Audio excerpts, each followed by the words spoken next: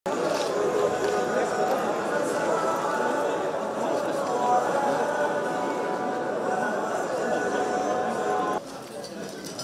على الفلاح.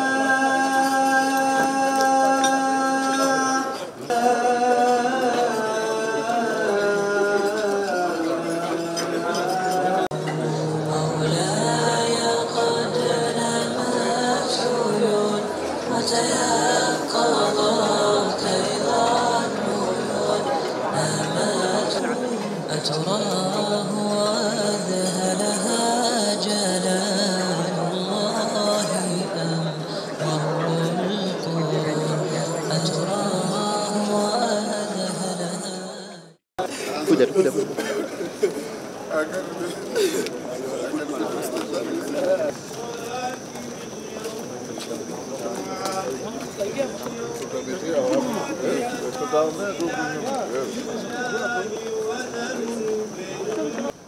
الله أكبر.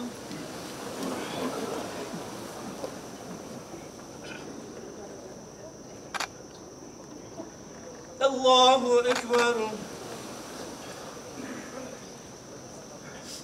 الله أكبر.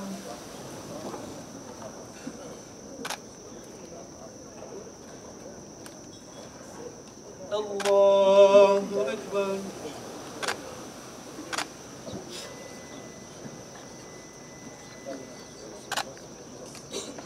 السلام عليكم ورحمة الله. السلام عليكم ورحمة الله.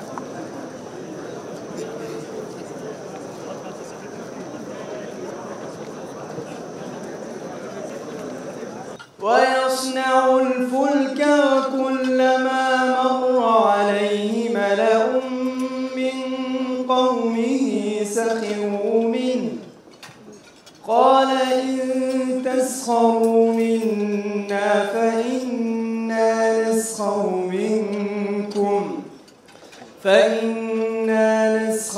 منكم فسوف تعلمون. I make a promise to you, my dear President. We as a community, we shall gift you the translation of the Holy Quran. And I invite you humbly, understand this book, contemplate on this book, and inshallah be guided by this book, Your Excellency. So to my President and my brother,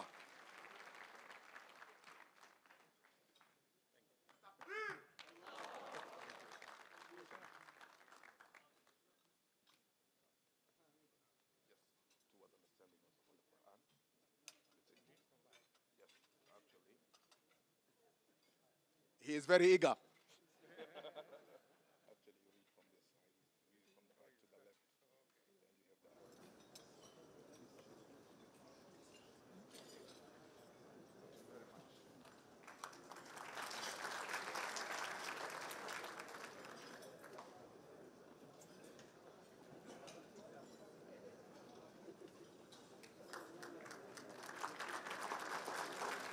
We appreciate that you are a person who lives up to your promises.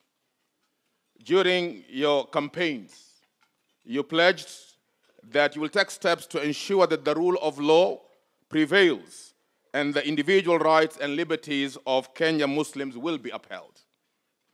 For more than a decade, Mr. President, hundreds of Muslims and other Kenyans have disappeared under unexplained circumstances, and many were later found dead, dumped in unfamiliar places in forests, rivers, and also national parks. Mr. President, as a community, we appreciate that you kept your pledge on ending the systematic killing of Kenyans. While extrajudicial killings and disappearances were the order of the day for more than a decade, we are here to attest that since you took the reins of office 8 months ago, no single case of abduction, kidnapping, and killing has been reported. It is a matter that we highly appreciate, Mr. President.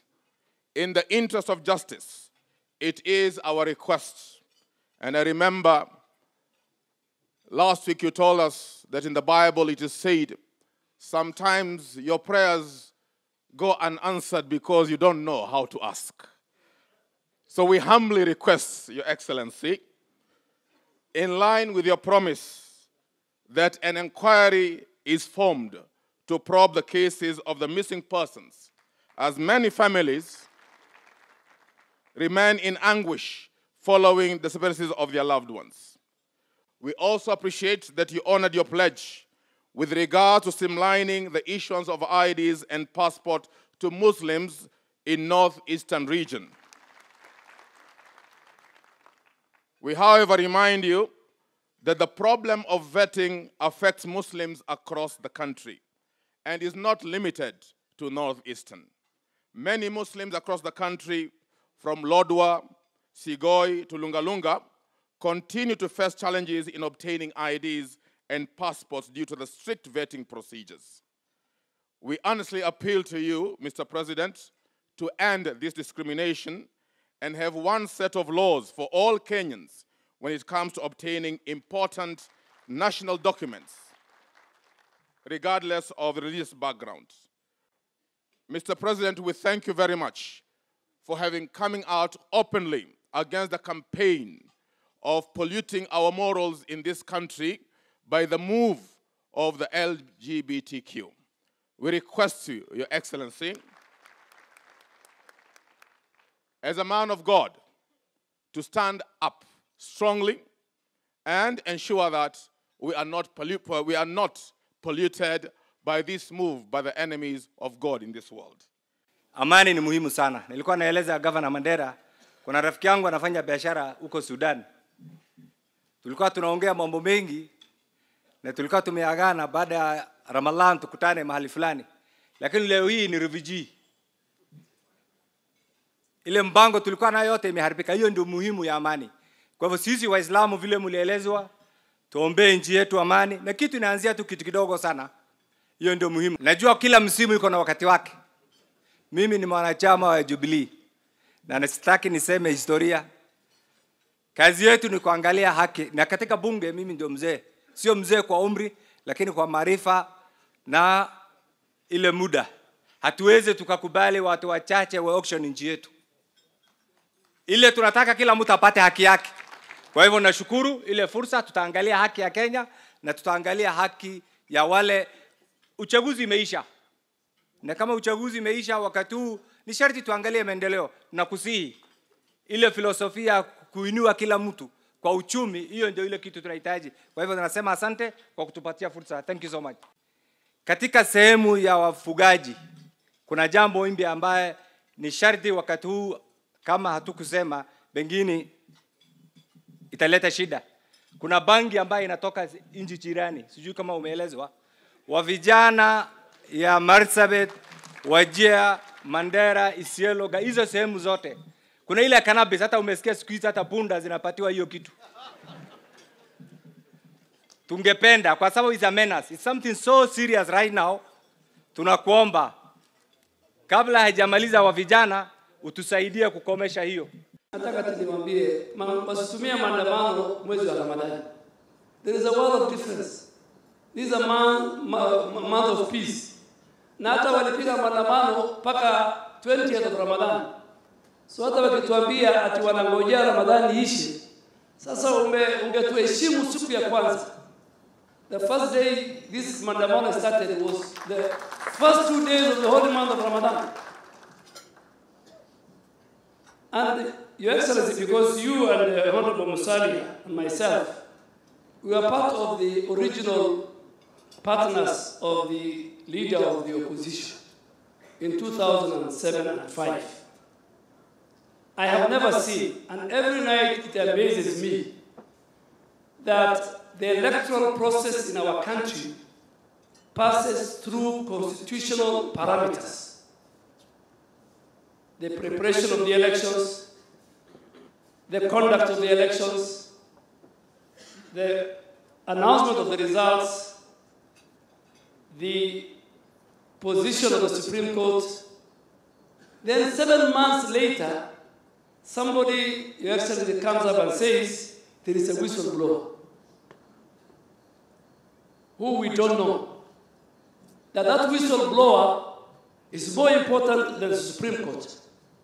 That whistleblower says more truthful than the Independent Electoral Boundaries Commission.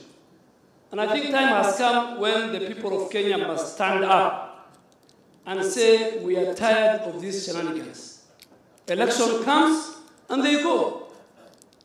So if the culture is every time you lose fairly and squarely, you say you must share power, then in the end, the whole essence and importance of election will lose meaning. Why do people go to elections? One, to get power. And if you don't get power, you become the opposition and you prepare yourself for the next election in all developed democracies. So, Your Excellency, I think you'll spend more time in making sure that you fix the economy, you install the rule of law, and you bring equity and fairness. When we were debating the Constitution, it was supposed to bring political hygiene and constitutional stability. That's why we said people will not be sworn at night. That's why we gave systems and institutions to work. That's why we created a process of transition. Yote ikafanyika. Akaja baada miezi 6-7 when he realized that the William Ruto government is putting in measures to ensure that we revive the economy and put Kenyans at a better place. Akasema ako na whistleblower against all public institutions. Mr. President, you have told us many times that he's an elder statesman and you want him to retire dignified. But let him not test our will beyond what he has done. It is important we break this cycle by somebody who is the biggest threat and an affront to our constitution, our democracy. He has continued this cycle. He does it with unabated impunity. It is high time that we put a stop to it so that hata sisi wengine tukija kuwa huko baadaye tukishinda Winnie, so that Winnie does not say the election was stolen. He has institutionalized it in ODM. He has institutionalized it everywhere. Hii mambo lazima tumalizane nayo once and for all. As a member of parliament for 2 terms, I had to see the faces of parents whose children had mysteriously disappeared. I had to explain to them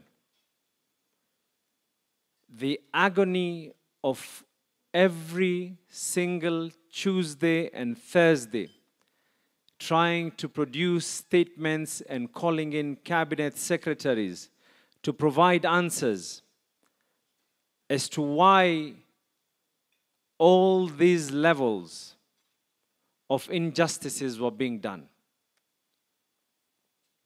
I left Parliament after having served 2 terms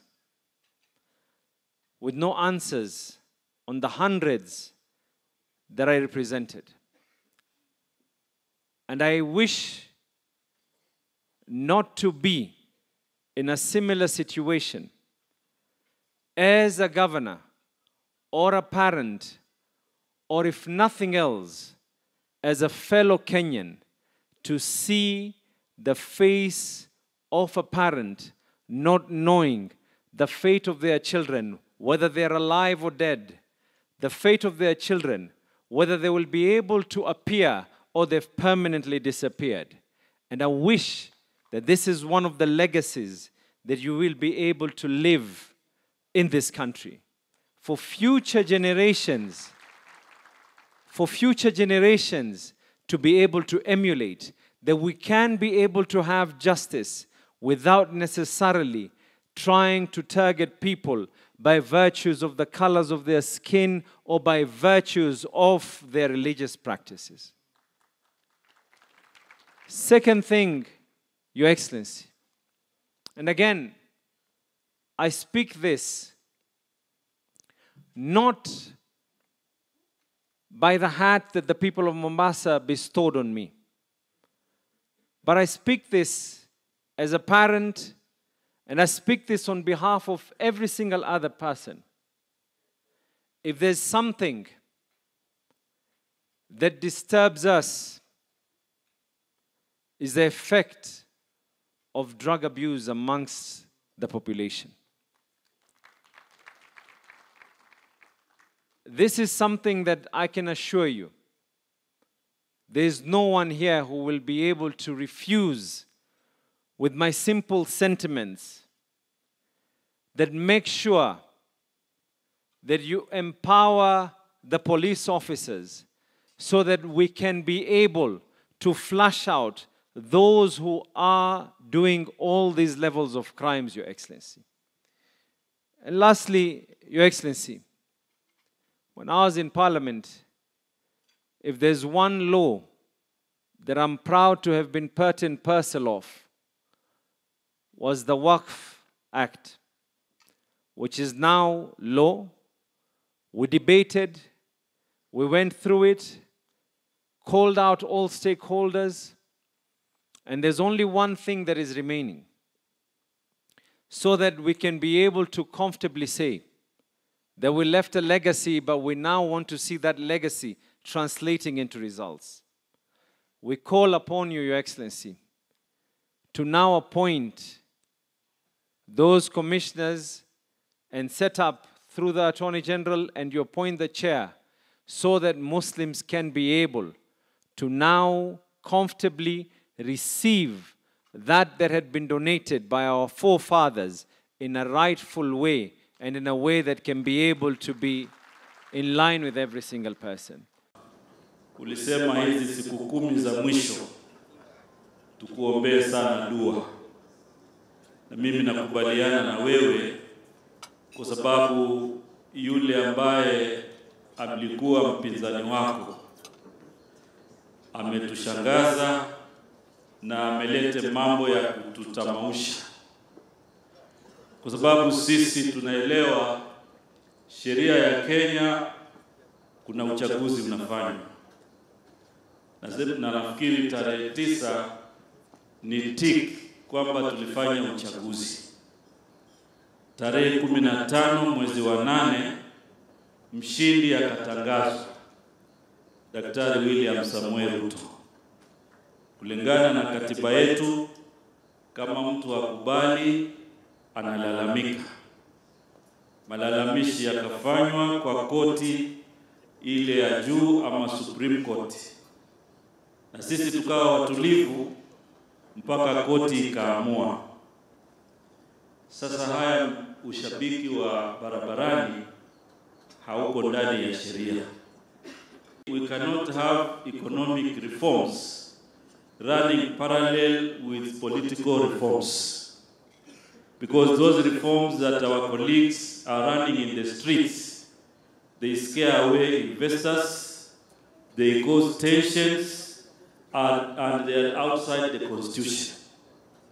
Kwa hivyo, Your Excellency, sisi tutaendelea kuombea, na waomba Waislamu tumuombee dua rais wetu, ili Mwenyezi Mungu aweze kumpatia hekima ya kuongoza hata palipo na changamoto. Na sisi tunajua wewe umeelekeza hii nchi vizuri. Kwa hivyo haya mengine ambayo tunaona kama ni drama. Haiwezekani uchaguzi umeisha alafu kuna imaginary whistleblower and imaginary server. Yani kwa Kiswahili tunasema kuna server ya kusadikika na whistleblower wa kusadikika. Hatuwaelewi wanaishi wapi, hatujui walitoka kwa sheria gani. Kwa hivyo sisi tuna haki zote kama Wakenya kuhakikisha tumesimama pamoja, tumeunga mkono rais wetu, ili tuweze kuwa na nchi iliyo na ufanisi zaidi. Uchaguzi ulifanywa miezi sasa inaelekea 7, alafu mtu anasema kwamba kuna jamaa alikuwa anapiga firimbi usiku gizani. hatumjui, lakini tunasikia firimbi. Tena tumekaa kidogo, tunaambia kwamba kuna jamaa wengine wametoka kule Venezuela, tena wamekuja, wanaenda kule ati wanajaribu kuguzaguza sava. Sisi hatujui sava iko wapi. Sasa tumeona kwamba kweli watu wanafikiri wa Kenya ni mabaradhuli. Mimi nataka niambie wale kwamba please do not underestimate the intelligence of the Kenyan people. Don't underestimate the intelligence of the Kenyan people. They normally say, if you think education is expensive, try ignorance. Now we ask ourselves, if you think peace is expensive, then try war and disruption. Ndugu na wasihi, tusaidiane, tujenge uchumi wetu, tujenge taifa letu, tubadilishe maisha ya Wakenya ambao wanahitaji maisha yao ibadilike kwa njia inayofaa, kuwapatia ajira na kuhakikisha wanaweka pesa mfukoni. Hilo ndio lengo letu. Kwa hivyo tunawasihi tu tusimame imara na tuende mbele, na tutii sheria na tutii katiba. Sasa tumemaliza uchaguzi, wengine wanaenda Kamkunji, na mtu anasimama pale anasema yeye anataka aunde serikali yake isiyo ya kikatiba, isiyo halali, alafu asema anaanza kutaka kutoza ushuru ati waunde serikali yao kupitia kwa njia gani? Na kuna katiba ya Kenya. Huo ni uchochezi.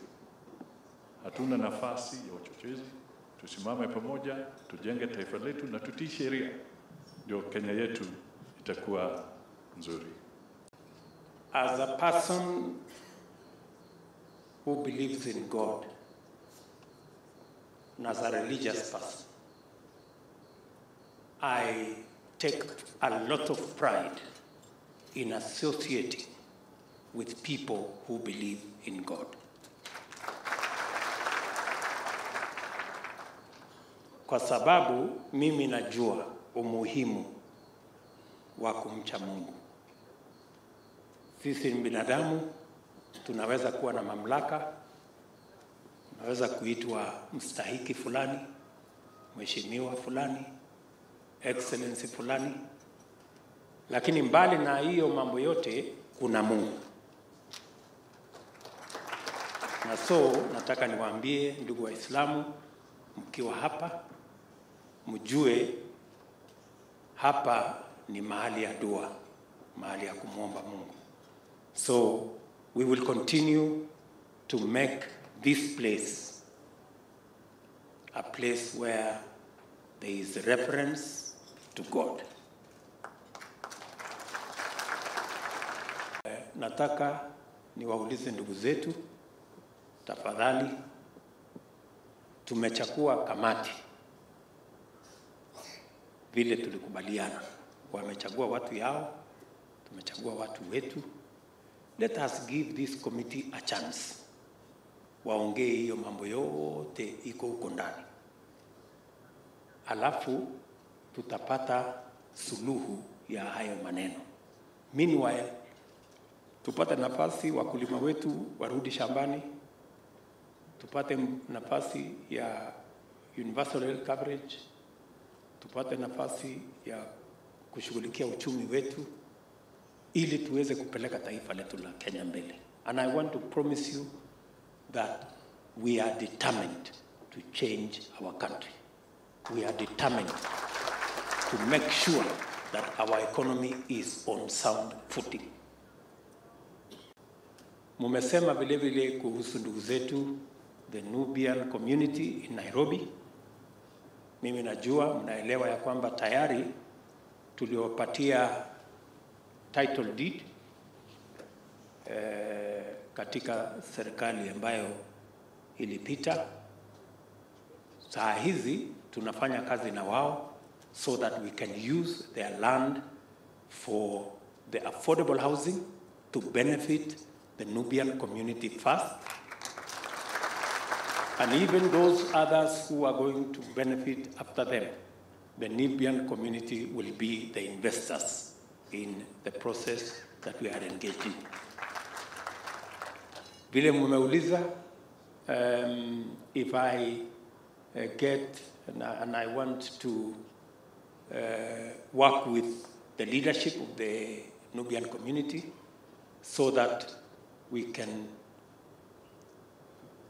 recognize them as also a Kenyan community. Nakubaliana na viongozi hapa. Madawa ya kulevya inaumiza taifa letu la Kenya. We have a serious problem with drugs and drug abuse. And we must have a concerted effort. We must deal with it, starting with parents in religious institutions, in every church, in every mosque, in every corner. We must work together so that we can deal with the challenge of drug abuse. I promise you that we will do our part as the government of Kenya, especially to stop the sale, the production of illicit drugs, alcohol, that is destroying many young people in the Republic of Kenya. We are developing a comprehensive plan. I have asked my deputy to have several meetings, and in the next 1 month, I think he will conclude the meetings so that tujue vile tutashirikiana. No Kenyan will again go through maneno ya extrajudicial killing. It will never happen in this country again.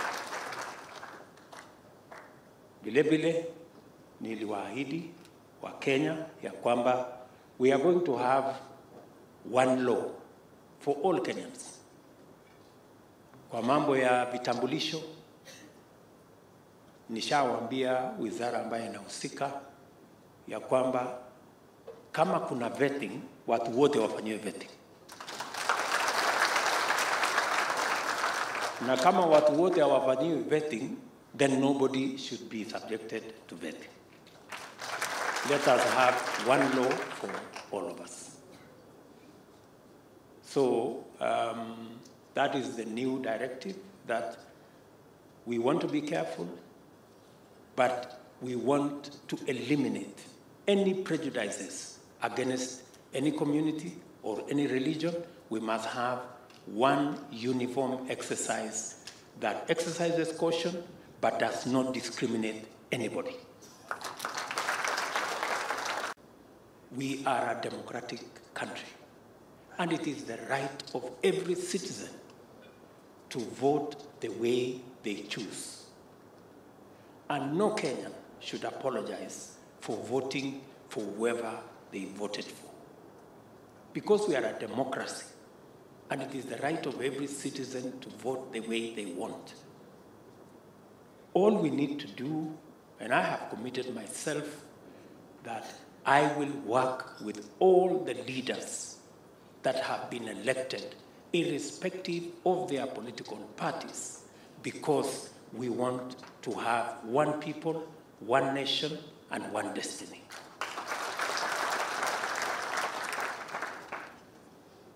Hiyo ndio tunataka. Sasa kwa sababu uchaguzi imemalizika, sisi wote tumepiga kura vile tulikuwa tunapenda. Sasa nafasi yetu ni kuungana, ili mambo ya viongozi tumemaliza na uchaguzi. Ile kazi imebaki sasa ni sisi kuungana kama viongozi tuweze kufanya kazi ya wananchi, tutekeleze manifesto yetu, tupange mambo ya maendeleo, tupange vile tutaenda mbele. And that is my commitment to you as my Muslim brothers, to the people of Kenya, that it's time for us to close ranks, to work together for the good of our country. Hakuna nchi ya watu wa serikali, hakuna nchi ya watu wa upinzani. Hii serikali mimi naendesha ni serikali ya Wakenya wote, wale waliopiga kura pande zote, kwa sababu hivyo ndivyo katiba yetu inavyosema. Sisi wote tunataka amani katika taifa letu la Kenya. Tunataka utulivu katika taifa letu la Kenya, ndio tuweze kushughulikia yale mambo ya muhimu. Tupange uchumi, tupange kilimo, tuzalishe chakula, tuzalishe nafasi ya ajira, tupange ile kazi ambayo itatusaidia kwa mambo ya universal health coverage na mambo yale mengine yote ambayo ni ya muhimu kwa wananchi wetu wa taifa la Kenya. Na kama rais niliuliza my brother Raila Odinga kwamba tuache maandamano, tuache fujo, inaharibu mali ya watu, inaharibu biashara ya watu, damu inamwagika, fujo ndio hiyo, na matatizo hiyo yote ambayo iko katika hiyo kiwango. Sasa nimeona tena wanalalamika, wanasema mbona Ruto ameita Raila my brother? Angemuita mtu ya kitendawili. Sasa mimi nataka niwaambie hawa jamaa, please, wacha nirudie tena, my brother Raila Odinga. Tuwache maandamano. Kama kumuita Raila Odinga my brother ndio itasaidia, awache maandamano, awache fujo, mali ya watu isiharibike, biashara ya watu isiharibike. Mimi nitamuita my brother mara 10, hata nitaongeza my dear brother.